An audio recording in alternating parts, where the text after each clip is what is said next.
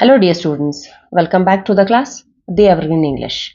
And today in this video, we'll move on with the next poem of PU first year, Reflections, course book.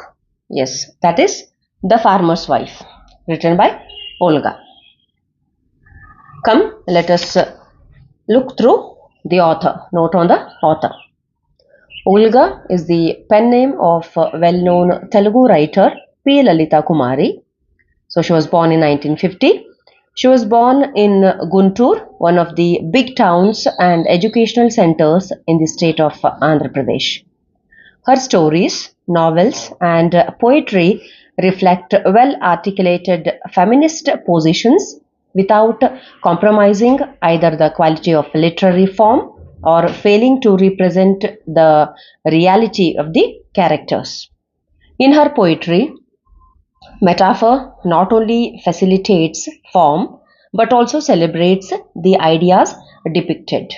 Yes, Olga is the pen name of Telugu writer P. Lalita Kumari. So she is a feminist writer, we say. Feminist in the sense female writer, okay, who takes the position or who articulates the position of woman. Okay, here in her poetry, metaphor not only facilitates form but also celebrates the ideas depicted. Metaphor is a figure of speech. Applied simile is the metaphor, we say. Yes, let us go through the poem now. Yes, pre-reading activity is given for you. As I've told, cultivate the habit of writing about the poet or poetess. Lakhs of farmers have committed suicide in our country. What could be the reasons for this devastating trend? How do you think this would affect their families? Yes, this is a question for you. So recently we have gone through, or we are seeing so many farmers are committing suicides. Of course, there might be many reasons. So give reasons and go through. You can discuss with your friends too. And how do this suicide affects the family of the farmers? Let us go through the poem now. You are virtuous and you are gone. Poor sinner that I am remain before your creditors, unable to bend your head or stretch out your hand or sell your crops, you crossed over. Yes, till here I'll explain you. Yes, these are the words of farmer's wife. When you look into the picture, the farmer is dead. He has committed suicide. Okay, so her grieves. Here this poem is about the agony and frustration, okay, of a woman, of a farmer's wife, and of course the challenges of that woman, we say. Okay, so what she says, what are her words, frustrating words we can say, or her agonies in front of her dead husband. You are virtuous, good man we say, and you are gone in the sense passed away. Okay, you are virtuous and you are gone. Poor sinner that I am remain. I have made sin. I am the sinner, so I am remain in the sense alive before your creditors in the sense someone that you have whom money we say, or you have taken money. Okay, if I give money to you, I am the creditor, we say. Okay, so unable to bend your head or stretch out your hand or sell your crops, you crossed over. What she says, you couldn't bend your head, okay, in front of your creditors, or stretch out your hand.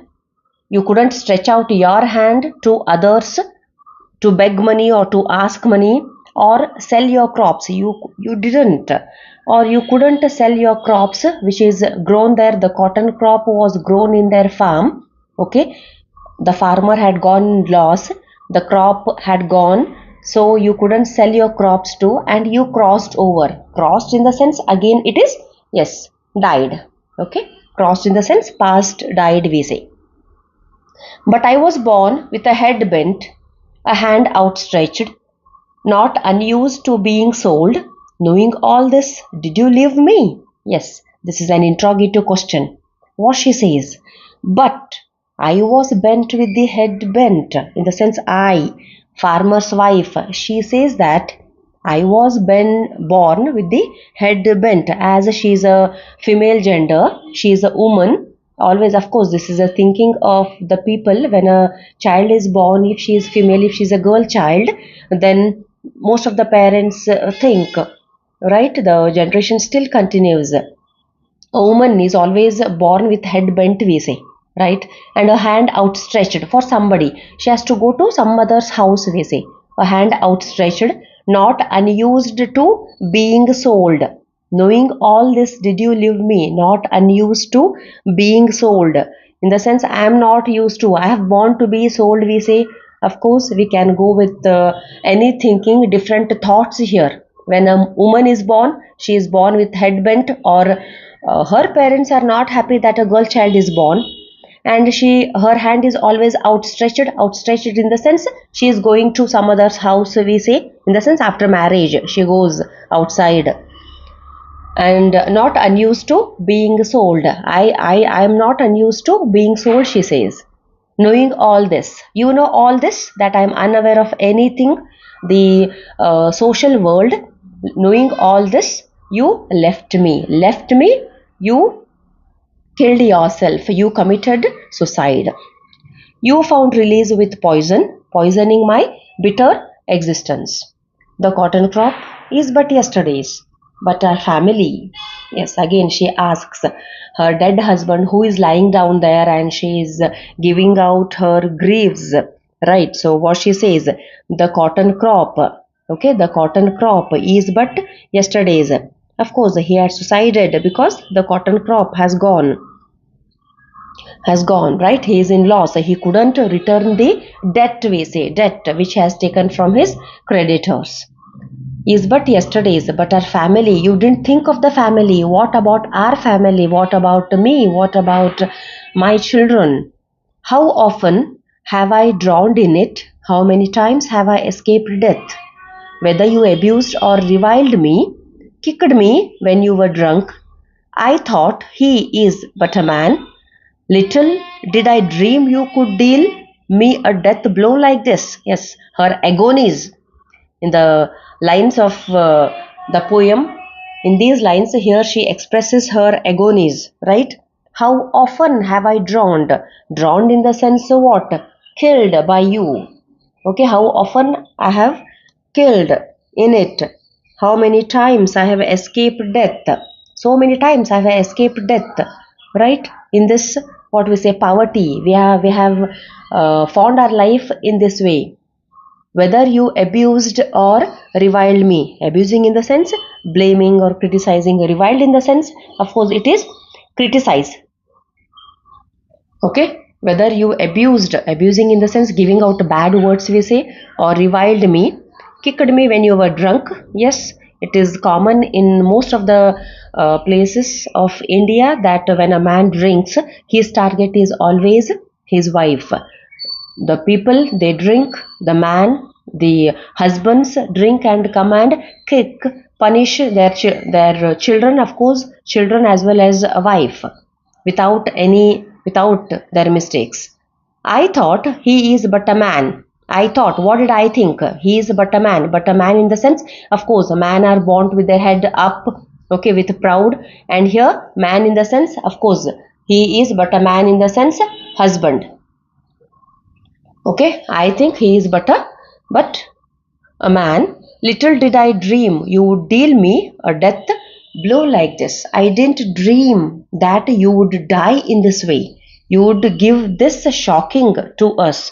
So, how could I lead my life as a woman?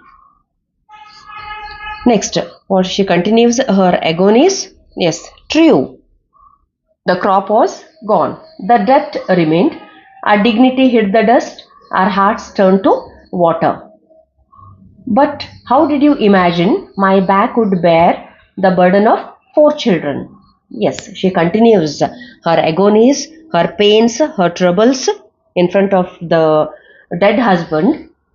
The crop was gone. Of course, I understand that the crop was gone and that whatever money we have borrowed from the people, it remained, and our dignity. Of course, when we have a debt and when we have creditors in front of us, of course our dignity hit the dust because they insult us in different manner, and our hearts turned to water. Our hearts, of course, we were completely gone, we were hit, we couldn't manage our life.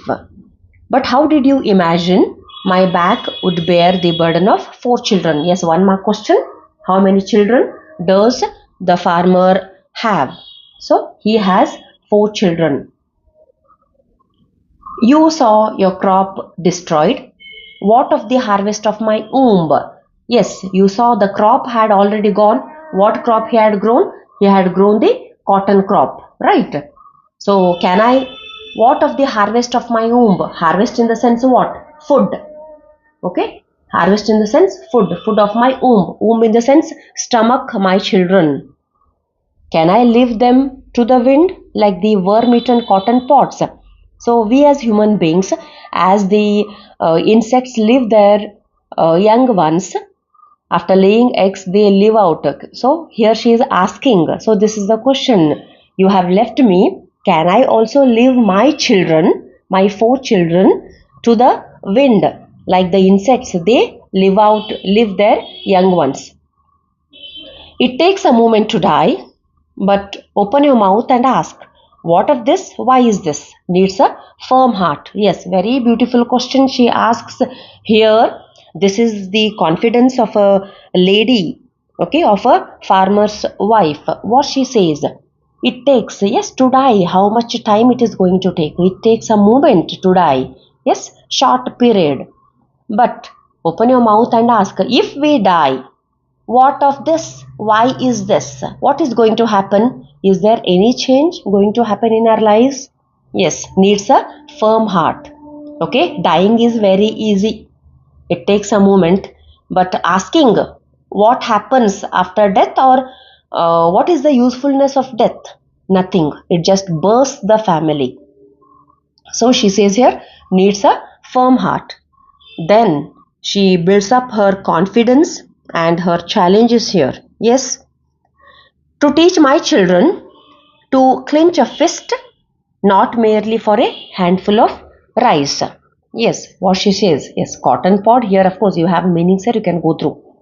To clench a fist, not merely for a handful of rice. To teach my children. Here she says, I'll teach my children not to give out their hands. Do not become a coward like your father. Okay, you shouldn't. Who dies? The cowards die, right? So she tells about how to aim in the life, in your life, right? To teach my children. I'll teach my children not to clinch. Yes, to clinch a fist, not merely for a handful of rice. Never to ask or beg rice or anything from anybody. But in battle, I must live. I must embrace life, not death.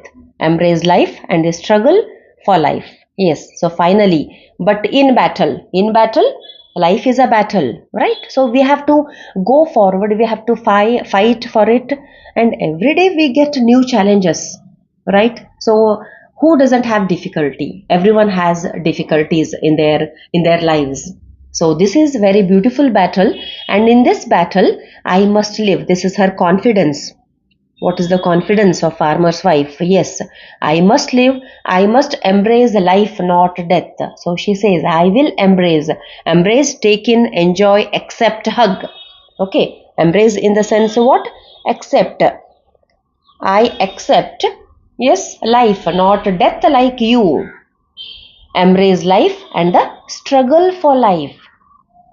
We have to embrace life and the struggle for life. Of course, life is a struggle. We have to take it as a beautiful struggle, right? So let us enjoy our lives with the struggles.